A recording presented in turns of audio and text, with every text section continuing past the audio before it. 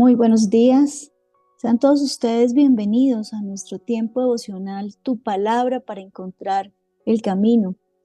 Hoy, 5 de diciembre, invitándoles para que continuemos con la lectura de la Biblia en un año en el libro de Daniel, capítulos 7 y 8, y en Primera de Juan, capítulo 4.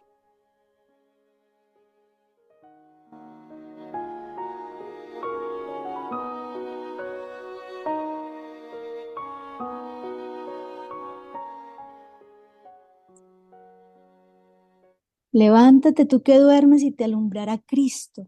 Eso lo dice la Biblia. Así que yo le animo para que este espacio no sea un espacio donde usted esté adormecido, sino donde evidentemente pueda despertar sus oídos no solo físicos, sino también espirituales.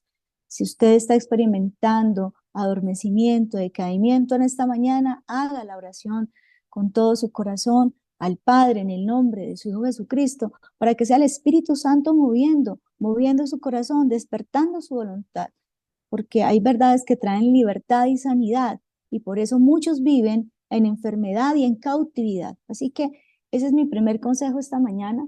Y seguido a esto, pues con respecto a Daniel, sigue siendo un hombre, una antorcha que se encendió en el pasado, pero que sigue iluminando en nuestro presente y que incluso tiene, diría yo, trascendencia en el futuro por todos los eventos proféticos que podemos reconocer a partir de unas visiones que él tiene. Y básicamente, en resumen, los capítulos 7 y 8 de Daniel contienen esas visiones proféticas que se refieren para él en ese momento a unos eventos que ocurrirían en el futuro, incluyendo la destrucción de los imperios del mundo en ese momento conocido y el establecimiento también, por supuesto, del reino de Dios. Y aunque hay muchas interpretaciones, o mejor, interpretaciones que varían entre los diferentes grupos y dominaciones cristianas, sí, en resumen, podemos concluir que Daniel era un hombre que, fruto de la oración, no solo la oración como tal, sino también el tiempo que le dedicaba a la oración, su relación y conexión con el Eterno, le permitió desarrollar una inteligencia espiritual con la capacidad incluso de tener este tipo de sueños y visiones proféticas, una visión con revelación que posteriormente a él lo movía a una intercesión, porque así es como básicamente concluye todo lo que Daniel vivía y todo lo que representó para él y para nosotros también estas visiones. Entonces,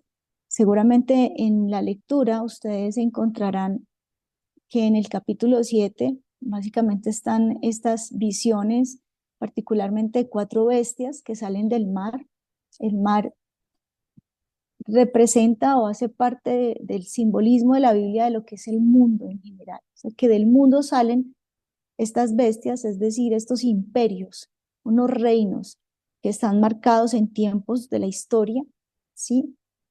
Y habla de una primera bestia que era como un león, o mejor, era un león con alas, y pues según las interpretaciones más comunes representa ese imperio babilónico, del cual en ese momento pues Daniel estaba presente, pero luego viene una segunda bestia, que es un oso con tres costillas en su boca, que representa al imperio medo-persa.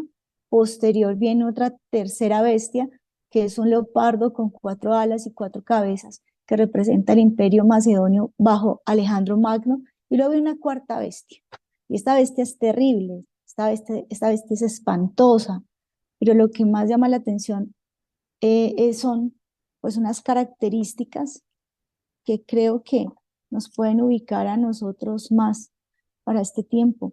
Y por supuesto, en las interpretaciones de esta bestia para muchos el Imperio Romano, pero recordemos que el Imperio Romano sigue teniendo eco en este tiempo, nosotros, nuestra cultura y todo lo que se ha establecido en el mundo para nuestra era contemporánea viene de allí. Y esta bestia tiene unas características que le generaban mucho terror a Daniel, ¿sí? Ahora, después de estas bestias aparece una visión que Daniel contempla como un trono blanco y el anciano de día sentado en ese trono blanco. Ya viene entonces ese juicio a las bestias, a esos imperios, les quita autoridad y viene el reino de Dios. Entonces, retomando como tal, estas visiones para Daniel están dadas dentro de una línea de tiempo a nivel histórico en donde nosotros también, por supuesto, aparecemos, ¿sí? Y posterior, con respecto a las visiones que sigue teniendo Daniel, habla de unos 2300 días que también marcan un tiempo para el reconocimiento de lo que viene de parte de Dios, ¿sí? Y para aquellos que desarrollamos inteligencia espiritual, nos llevan a tener mucha atención y un gran enfoque en lo que es el cumplimiento, más bien el seguir estas señales. Por eso tan importante la historia. Un creyente que diga que no le gusta la historia es un creyente que no va a poder reconocer el cumplimiento de estos tiempos proféticos, porque en el reconocimiento del cumplimiento de estos eventos proféticos está nuestra preparación, está estar alertas, ¿sí? Entonces, teniendo presente esto, cuando retomamos a esta visión de Daniel de 2300 días, después de los cuales el santuario será purificado, es para que nosotros en este momento también empecemos a ver a Israel, no como muchos endemoniados, digo yo, porque están dentro de una influencia espiritual muy oscura y aún, entre comillas, llamados creyentes y cristianos se atreven a mirar a Israel no para bendecirlo, sino para maldecirlo, errados, influenciados desde las tinieblas y la oscuridad completamente.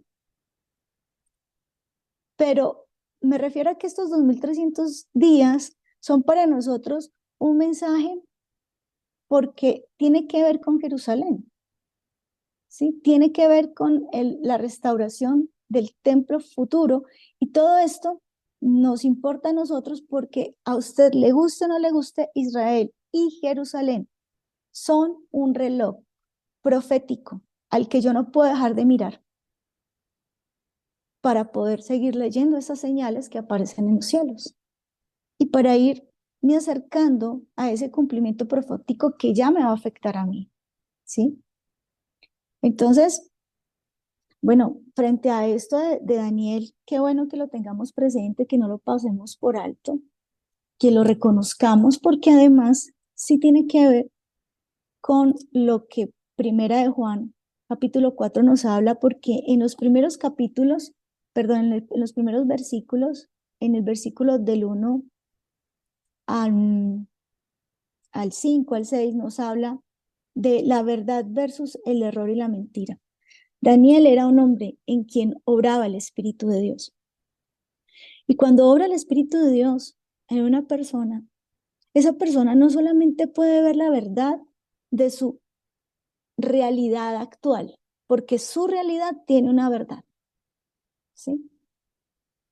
Ahora, desde la oscuridad, esa realidad, porque aunque es una realidad que busca las tinieblas, que usted la contempla a través del filtro, del engaño, la mentira y las tinieblas, ¿sí? Entonces usted está viviendo una realidad de prueba, de dificultad, y entonces el enemigo que toma lugar en aquellos que no le han dado lugar al Espíritu de Dios, ¿qué hace el enemigo? Entonces, que usted viva engañado, que usted viva con pensamientos y sentimientos que no son los pensamientos de Dios para su vida, porque escrito está, pensamientos de paz y no de mal son los que yo tengo acerca de ti.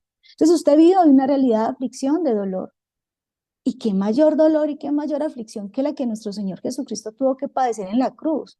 Entonces, esto que vivió el Señor Jesucristo en el huerto de Getsemaní es esa lucha que por supuesto él vivió, pero que a nosotros nos dejó como enseñanza de cómo vivir esa lucha, porque ¿qué quería el enemigo?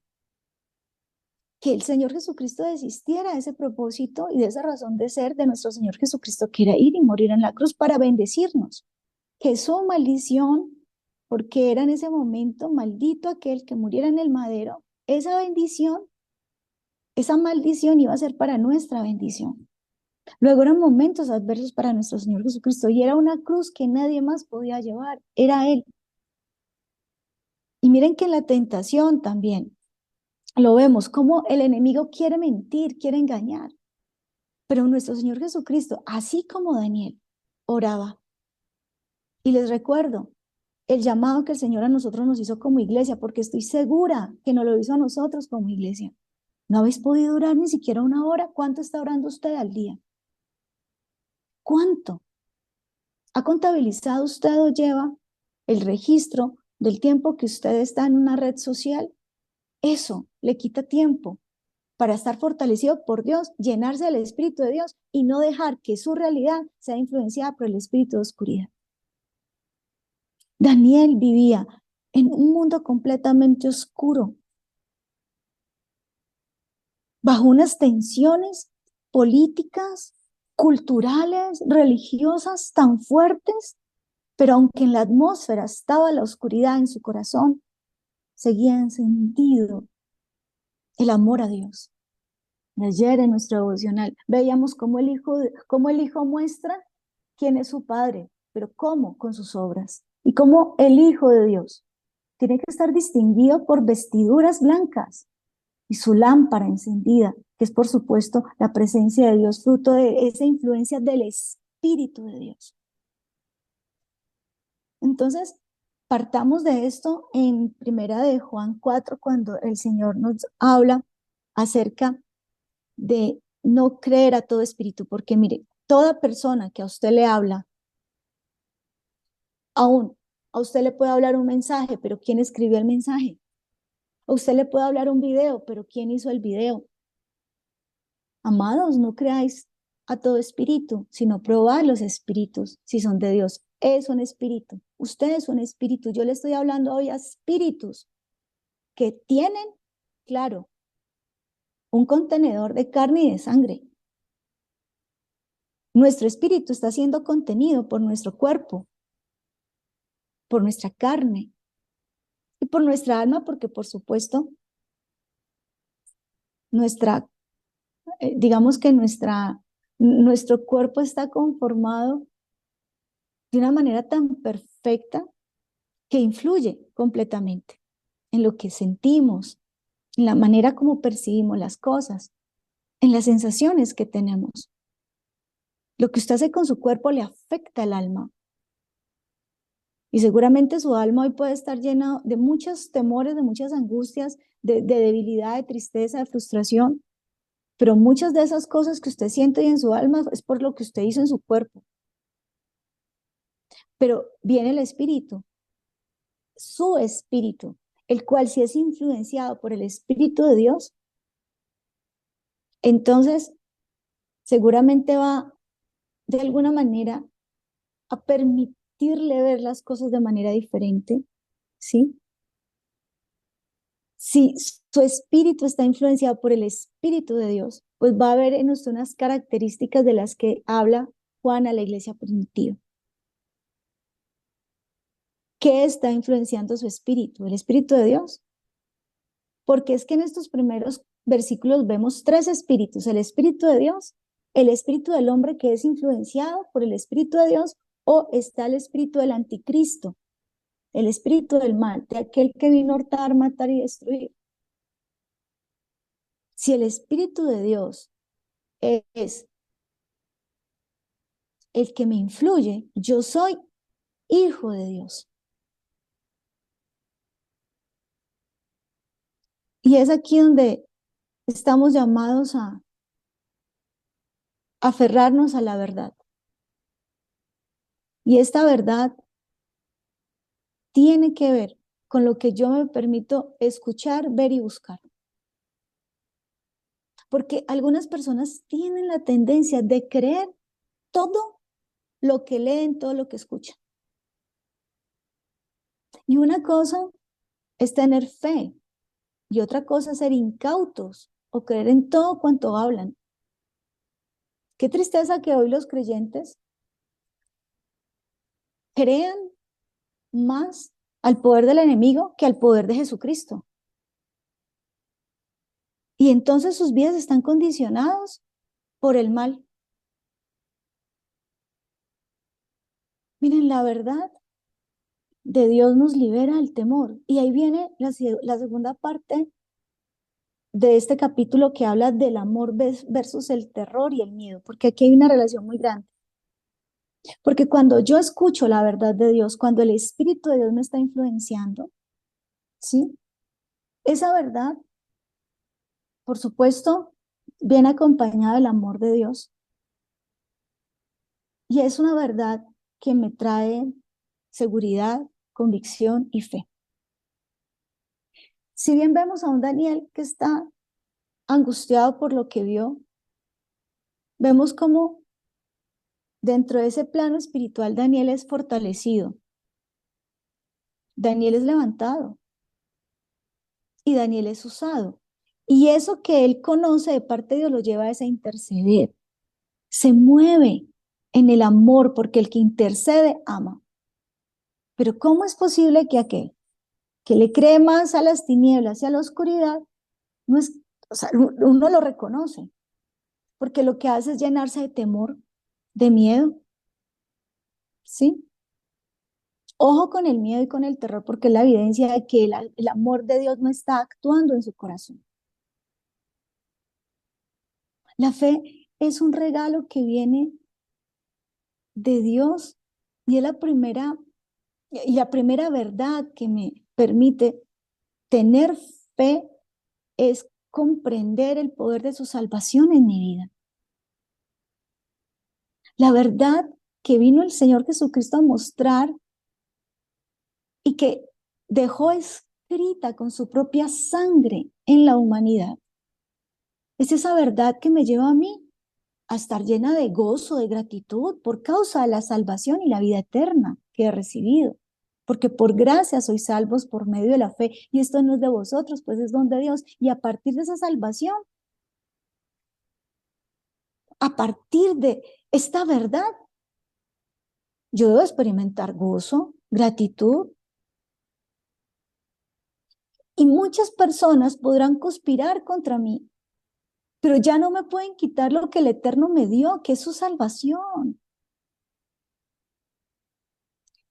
La fe que viene a mi vida fruto de esa verdad que me revela el Espíritu de Dios, el cual vino a Jesucristo y el cual le ha concedido a todos sus discípulos para seguir anunciando esa verdad, ¿sí?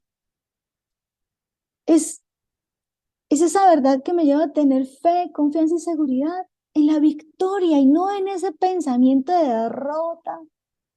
Todo me sale mal, yo no salgo adelante. Dice 1 Juan 4:4, hijitos, vosotros sois de Dios y los habéis vencido porque mayor es el que está en vosotros que el que está en el mundo. Sí, yo me siento enriquecido, no necesariamente porque en mi banco tenga toda la plata del mundo, no necesariamente porque en este momento me sobre el dinero, porque monetizamos la bendición. No, yo me siento enriquecido, yo soy rica,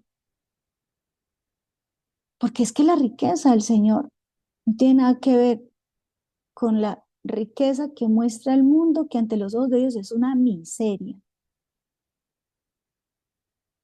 Cuando yo me acerco a la verdad de Dios por su palabra y a través de su Santo Espíritu, en mí empieza a haber una fe, por supuesto la fe que es por el oír la palabra de Dios, no, pero usted escuchó y perdónenme, yo desde aquí espero poder llegar a aquellos incautos,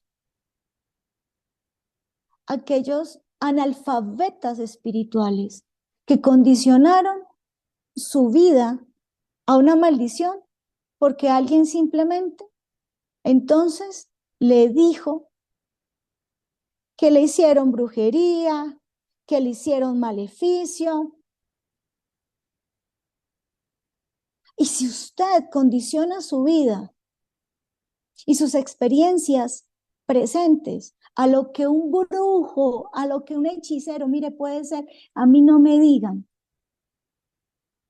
que es que, no, es que, a ver, es que esto es muy tremendo, porque el profeta dijo, no, entonces ahora cambiamos la adivinación, el brujo, el hechicero, porque eso se oye tan mal, no, es que me dieron una profecía.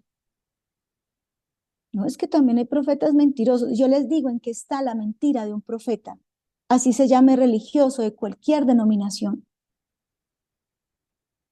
Porque la palabra profética más segura es la que usted tiene en este momento y es la Biblia, y escrito está que por gracia sois salvos por medio de la fe, y esto es un don de Dios. Yo soy salvo y nadie puede fregarme la vida, porque Cristo ya me la dio para la eternidad. Nadie puede decir que voy a ser un fracasado, un derrotado, porque ya puedo experimentar la victoria en Cristo Jesús. Porque la cruz que usted ve no es para muerte. ¿Qué símbolo le representa a usted la cruz? Es un positivo, es de ganar, no es de sumar, no es de restar. Y mi mente debe estar anclada a la verdad de Cristo, a la bendición de Cristo. El miedo es la evidencia de no oír a Dios. Y eso es lo opuesto a la fe. Porque así como la fe tiene poder, el miedo también lo tiene. Job no lo muestra porque le vino el miedo que tenía, el pensamiento de mal que le tenía. El miedo trae condenación, sentimientos de derrota, fracaso. El miedo nos vuelve inseguros, nos lleva a depender también de la aceptación o de la afirmación de otros. El miedo nos paraliza, nos vuelve personas negativas, frustradas. El miedo es la seguridad de que algo malo va a pasar. No, es que ya me hicieron esto, ya ni modo. No, yo no sé.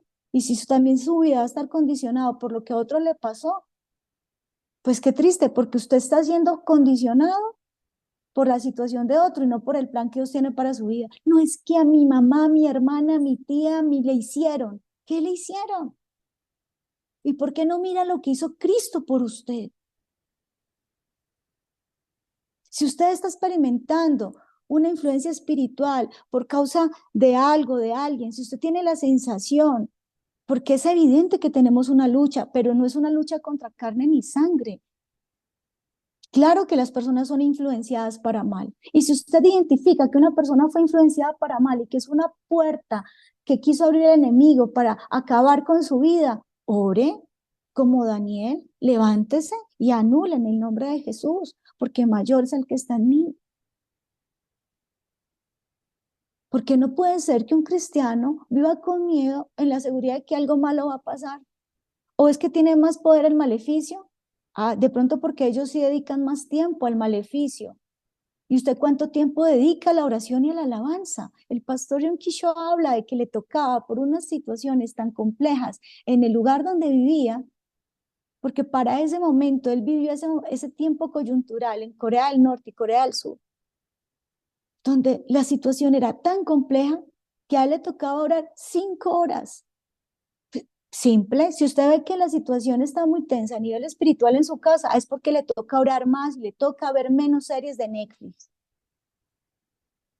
Perdóneme, yo me permito, en la libertad que tengo por el Espíritu Santo, exhortarles, porque es necesario que nos despertemos. En el amor no hay temor, dice 1 Juan 4:18, sino que el perfecto amor echa fuera el temor, porque el temor lleva en sí castigo, de donde el que teme no ha sido perfeccionado en el amor. El amor de Dios es la fuente de todo amor humano. El amor a un hijo, a los padres, a los amigos, al esposo, a la esposa. Todo es una manifestación clara y genuina del amor, pero ¿de qué? De Dios. No vamos a confundir el amor verdadero. Viene de Dios. Nadie ama por su propia cuenta. Cada vez que usted experimenta ese amor verdadero. Agradezca al Padre, porque ¿qué quiere decir? Que Dios está con usted. Ah, pero si usted no experimenta amor, adivine quién está con usted. Perdóneme, porque con misericordia y verdad se corrige el pecado, y con temor de Jehová los hombres se apartan del mal. Si nadie ama por su propia cuenta, entonces, ¿qué nos queda a nosotros? Acercarnos a la fuente suprema del amor, al Espíritu de verdad. Muchos piden y esperan una prueba fehaciente de la presencia de Dios, sin darse por enterados que la prueba más grande es el amor. Primera de Juan 4, del 19 al 21 lo dice. Nosotros le amamos a Él porque Él nos amó primero. Si alguno dice yo amo a Dios y aborrece a su hermano, es mentiroso. Pues el que no ama a su hermano, ¿a quién ha visto? ¿Cómo puede amar a Dios a quien no ha visto? Y nosotros tenemos este mandamiento de Él. El que ama a Dios, ame también a su hermano. Miren este capítulo, verdad versus error, amor versus terror, porque si usted vive en el terror, en el miedo, es porque no conoce el amor. Y aquí le dejo un pedacito a todos los que tenemos hermanos, porque es que tener el hermano en la iglesia, eso es muy bonito, ¿no? Por eso es completamente respetable. Y claro que somos hermanos en Cristo, pero usted estar en una iglesia y empezar a decir hermano, hermano, hermana, es respetable. Hágalo si quiere. Pero es que en la iglesia nos vemos cada 8 días, y eso, los que se congregan, porque los otros. Pero, ¿usted tiene hermanos? Considere, porque hablando de hermanos, Caín y Abel son ejemplo muy fuerte de la maldad. Y claro, vemos a un hermano matando, a Caín matando a Abel. Ahora, ¿quién peleó por Abel? ¿Quién se levantó por Abel? Dios mismo. Y Dios mismo deja ver cómo él le demanda a Caín que ¿dónde está su hermano? Sí tenemos que procurar la armonía en la familia, hasta donde dependa de nosotros. Pero ¿sabe cómo depende de nosotros? Misericordia y verdad. ¿Cómo está su relación con sus hermanos? No se trata de tener una especie de comunión con todos nuestros hermanos, sobre todo aquellas familias que tienen muchos hermanos. No, pero no puede ser que yo en mi corazón me permita repudiar a un hermano, odiar al hermano. Llámese los de sangre o llámese los de la fe. Porque entonces, bueno, ahí está. El poder del enemigo obró en usted. ¿Dónde está la misericordia y la verdad? Dile, Señor, perdóname. Y a eso le quiero llamar, para que hagamos una oración, porque hoy la palabra de Dios es contundente para nuestra vida. Que sea la verdad del Espíritu de Dios en nuestro corazón y no el error y la mentira, el espíritu del diablo, el Señor lo reprenda en nuestra vida. Que sea el amor que viene del Espíritu de Dios y no el miedo, el terror y la desesperación que viene del espíritu de oscuridad y tiniebla. Les invito para que oremos en este momento.